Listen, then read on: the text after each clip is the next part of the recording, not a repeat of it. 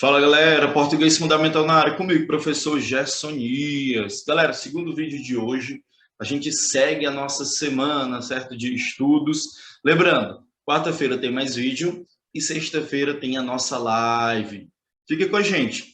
E já vai curtindo esse vídeo, já vai se inscrevendo no canal, certo? Vai reforçando o nosso canal, gente. Isso aqui ajuda muito vocês, ajuda também, vai ajudar outros alunos também, tenho certeza, no futuro.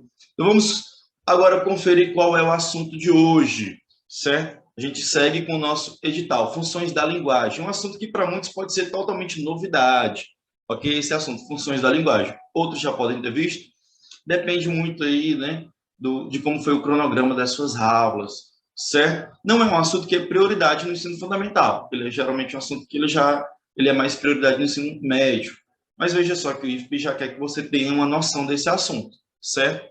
Então vamos lá.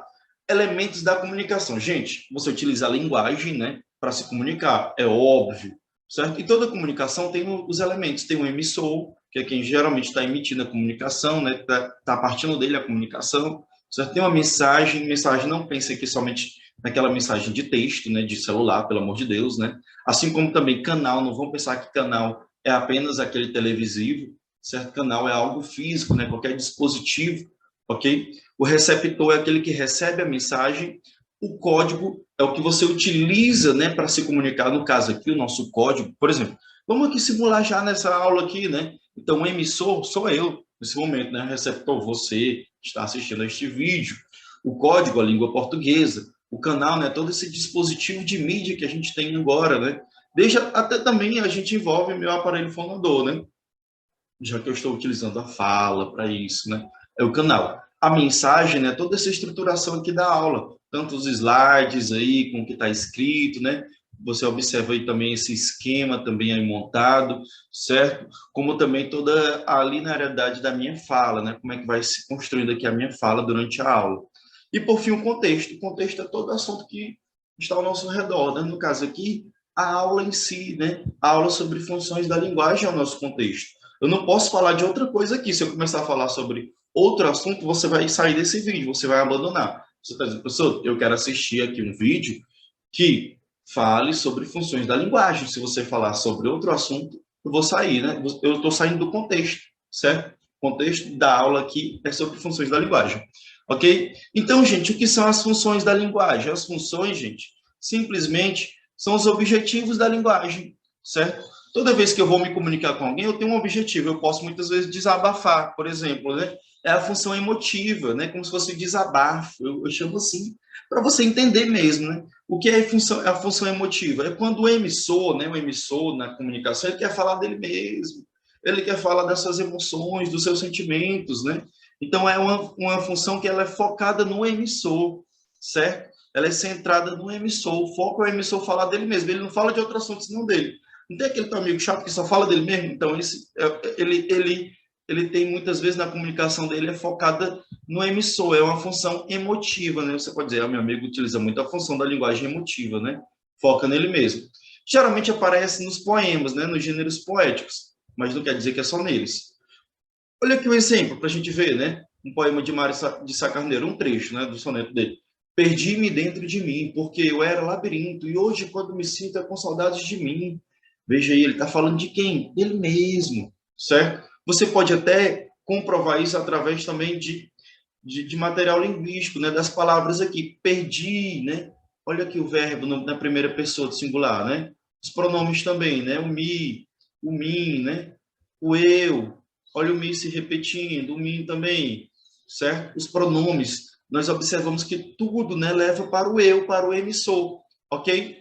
Então, ali, a função emotiva, né, começa até com E. Olha aí a dica, né, do eu. É a função focada no eu, naquele que está falando, né, naquele que está escrevendo, naquele que está produzindo a comunicação naquele momento, certo? A próxima função, conativo apelativa. Aqui já é no outro, né? Já é no receptor da mensagem. Você, certo? Então, olha o foco aqui no receptor.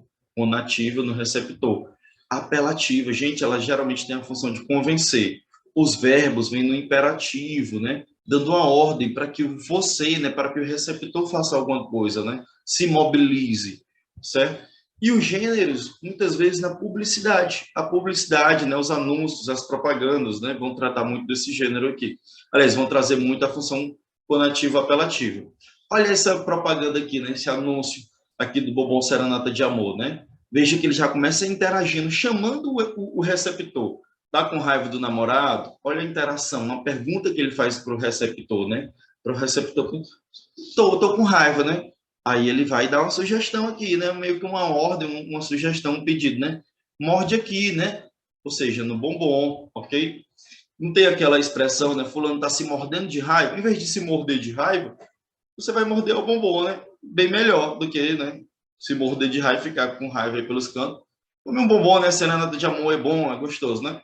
Prefiro ouro branco, cá entre nós, né? Prefiro. Mas, enfim, vamos lá. A poética, gente, já foi o emissor e o receptor. Agora a própria mensagem em si. Galera, vocês já, por exemplo, a minha aula aqui, né? Percebam que eu não estou rimando palavra com palavra, né? Eu estou falando até rápido, porque minha preocupação é com o tamanho do vídeo aqui, certo? Mas veja só que eu não falo assim devagar, nem lento, nem me preocupo em rimar as palavras, em escolher tanto as palavras, certo? Aqui a minha escolha ela é muito mais dentro da variação linguística, né? É outro assunto, a gente vai falar disso no vídeo de quarta-feira. Enfim, já, por exemplo, um repentista, né? Ele já se preocupa em rimar as palavras quando ele está falando, né? Ele está lá produzindo seu repente, né? Não vou nem dizer falando, ele está lá declamando o seu repente. Ele se preocupa com as rimas, né? Então, ele já se preocupa com a estrutura da mensagem. Então, veja só a preocupação com a estrutura da mensagem, né? É para um efeito estético. A comunicação, ela se preocupa também com a estética, com a beleza, né? Não é bom ouvir um repente, né? Eu acho que é Braulio Bessa, né? Braulio Bessa, aquele que ele produz cordéis, né, orais, ali ele vai rimando, né, as palavras, ele vai produzindo aqueles cordéis que são bons, né, de ouvir, com toda aquela pronúncia dele bem regional, né, bem carregada da nossa região Nordeste. Enfim, veja o que a Clarice Lispector fez. Ela fez o seguinte, ela diz aqui nesse poema, olha o poema forte aqui, não te amo mais. Vai alguém chegar assim para ti, hein? O crush, namorada, enfim, né? Chegar para ti, não te amo mais. Eita, pesou. Eita, rapaz, a lamentação vai ser grande, o choro. E ainda continua, estarei mentindo dizendo que ainda te quero como sempre quis. Tenho certeza que nada foi em vão. Sinto dentro de mim que você não significa nada. Pesado, hein? Rapaz, jogou mesmo forte. Não poderia dizer jamais que alimenta um grande amor. Sinto cada vez mais que já te esqueci. Eita. E jamais usaria a frase eu te amo, né? Sinto, mas tenho que dizer a verdade. É tarde demais. Olha, a estrutura, né, que se lê, né, nesse processo aqui, né, de cima para baixo, nós observamos aí que ela está acabando, né, um relacionamento. Mas veja, olha a seta aqui que vai aparecer, né? Se a gente lê de baixo para cima, o sentido vai ser outro. Olha aí, é tarde demais. É tarde demais, né? Sinto, mas tenho que dizer a verdade. Eu te amo, jamais usarei a frase já te esqueci. Sinto cada vez mais que alimento um grande amor. Não poderia dizer jamais que você não significa nada. Sinto dentro de mim que nada foi em vão. Tenho certeza que ainda te quero como sempre quis. Estarei mentindo dizendo que não te amo mais. Não percebeu direito? Volta o vídeo aí, gente, e lê as frases nesse sentido, ó. Certo? Você lê primeiro essa outra. Aqui é porque quebrou o verso. O verso era para estar lá, né? Sinto, mas tenho que dizer a verdade. Eu te amo. Esse verdade aqui, ele faz parte desse outro verso, ok? Então você vai ler, é tarde demais. Sinto, mas tenho que dizer a verdade. Eu te amo. Então você lê aí, volta o vídeo na leitura, certo? Não vou ler de novo não, porque senão haja mais tempo. Eu quero aqui economizar o tempo. Então, veja que a estrutura, né, a Clarice Lispector, a autora, né, desse poema, ela se preocupou em estruturar para as frases fazerem sentido, tanto na ida como na vinda, né, vou chamar assim, certo? Olha aí. A referencial denotativa, galera, é a mais comum. Geralmente a gente fala sempre de vários assuntos, né? Futebol, entretenimento, a gente está sempre falando sobre vários assuntos, né, no nosso dia a dia. E é essa daqui que a gente usa, né? O nosso contexto, ela é centrada no contexto, certo? No caso aqui dessa aula, ela é totalmente centrada no contexto. Eu não estou falando de mim, não estou falando de você, não estou aqui me preocupando com a estrutura totalmente da mensagem, eu estou me preocupando com o assunto, né? O assunto que eu estou aqui, né, por meio dessa aula aqui, tratando com vocês, certo? Funções da linguagem, ok? Então, ela tem um pouco de função referencial, né, ou denotativa é o nome dela, porque a intenção é de informar, evidenciar o assunto.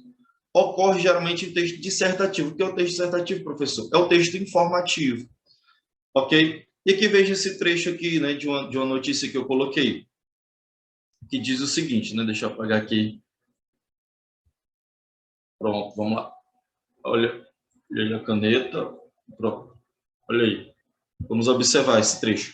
O juiz justificou sua decisão de deixar em liberdade os dois, depois de condenados em um processo que tiveram amplo direito de defesa, com a alegação de que os réus devem apelar na mesma condição em que estavam durante o inquérito. Ou seja, como estavam soltos, vão continuar soltos até o julgamento da apelação.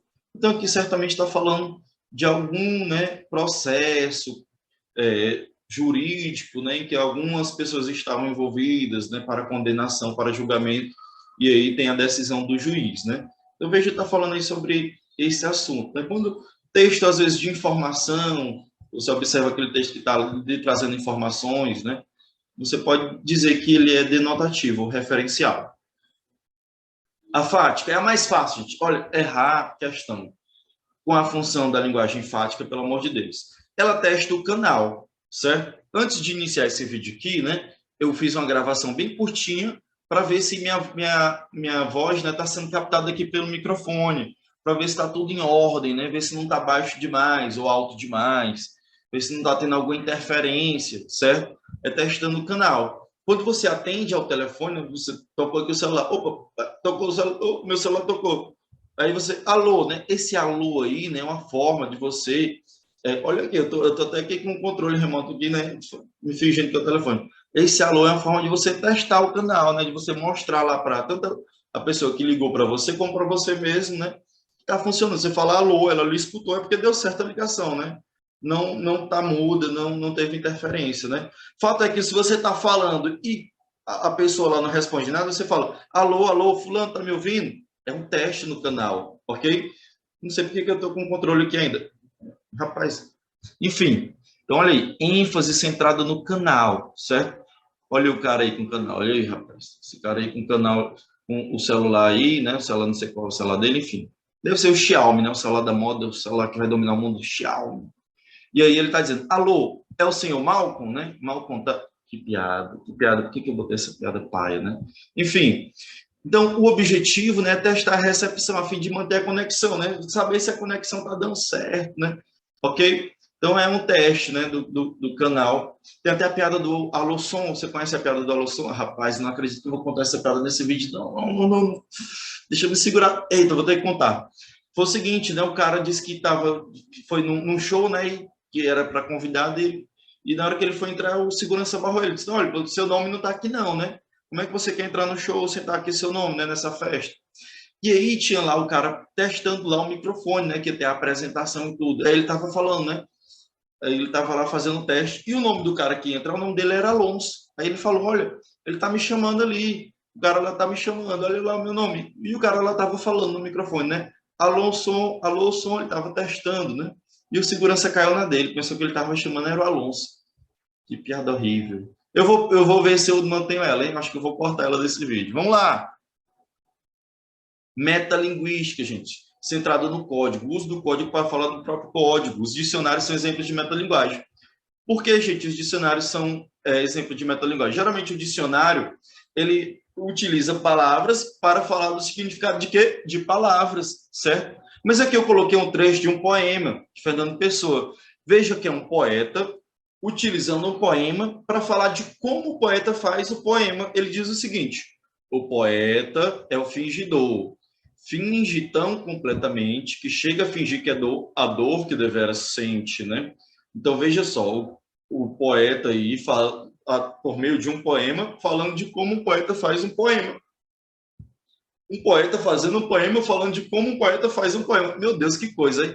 É a função metalinguística. O nome parece ser difícil, mas não tem essa dificuldade toda. Vocês aprendem aquele nome das ciências, né? Mitocôndria, não sei o que aí. Vocês estão aprendendo um pouquinho não da língua portuguesa. Então, quando, por exemplo, uma notícia está falando de outra notícia, é raro, é metalinguística. Uma crônica falando de outra, de como se faz uma crônica, metalinguística, né? Certo?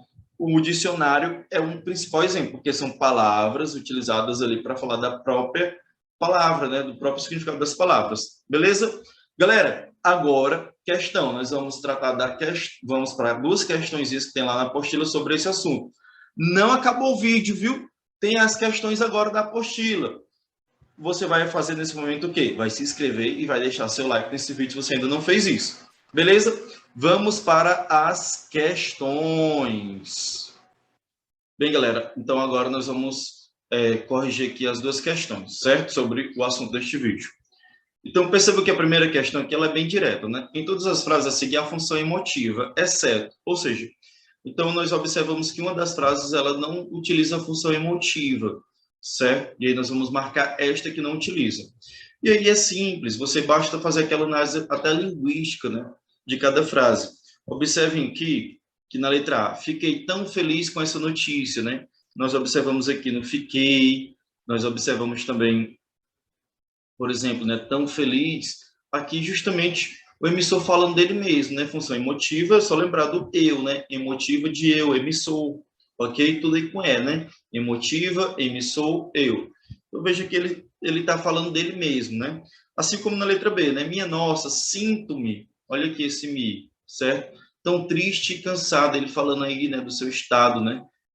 As suas condições, né? Que ele está sentindo nesse momento, né? Assim como também a letra C, né? Ele vai dizer, estou, né? Olha a primeira pessoa aqui, estou sentindo um ódio extremo dele, né? Está rancoroso, está zangado, né? Enquanto que a letra D fala de um assunto, né? Fala sobre a educação pública, não está falando aí sobre o emissor, né? A educação pública não apresenta bons resultados. O que eu não concordo nessa letra D é com esse não, viu? A educação pública apresenta, sim, ótimos resultados, ok? Mas o resto, aqui fica a letra D como o gabarito, beleza? Aqui na próxima nós temos uma tirinha, né, do Calvin. O Calvin está tentando vender, né, o desenho que ele fez para o pai dele. Mas vocês vão reparar que o Calvin está falando mais dele do que do desenho. Olha o que ele diz. Lembra de quando eu nasci? Não conseguia nem me virar na cama sozinho. Meus olhos não sabiam focalizar. Eu não conseguia fazer nada, né? Imagine o trabalho que foi desenvolver as habilidades motoras para segurar um giz de cera, colocar sua ponta sobre o papel e imprimir-lhe movimentos conscientes e coordenados. Este desenho é o resultado de 6 anos, né, de obstinada labuta, uma vida inteira de esforços para chegar a um resultado. Aí o pai dele vai dizer, ainda assim não vou te pagar $500 por ele. Ele vai valorizar, é um investimento, né? No finalzinho é que o Calvin fala um pouquinho do desenho, certo? Mas veja que nos 3 quadrinhos o Calvin muito mais fala dele, né, do processo que ele teve, né, para fazer o desenho, certo? Então, observe, para tentar convencer o pai a comprar seu desenho, Calvin empregou uma função de linguagem específica. Assinale a alternativa que indica a resposta correta. A dúvida vai ficar, gente, entre duas. Função fática a gente já sabe que não é, né? Ele não está testando aí o canal. Então, a gente já pode aqui eliminar a função fática, certo? A função conativa também, veja que ele deixou de persuadir o pai dele, né? Ele poderia ter muito mais falado dos benefícios que o desenho ia trazer para o pai dele, para tentar convencer. Ele abriu mão disso, ele não fala do receptor, né? Certo? Ele fala muito mais do processo que ele teve para fazer o desenho, né? O processo que ele levou, que demandou para ele fazer o desenho.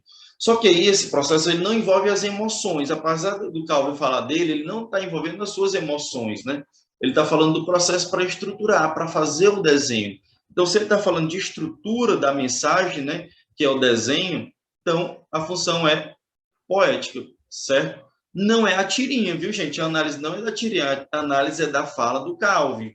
A análise da fala do Calvin, né, mostra justamente a função poética, certo? Não é emotiva porque ele não fala de condições, né, de estado de espírito do Calvin, das emoções dele e nem dos sentimentos, certo? Então está anulada também o motivo, ok? Então, percebam que ele tirou o foco do desenho, do referente, o foco também não está no receptor, ele, apesar de citar, né, de haver citações para o próprio Calvin, o foco não é nas suas emoções, mas sim no processo de construção do desenho.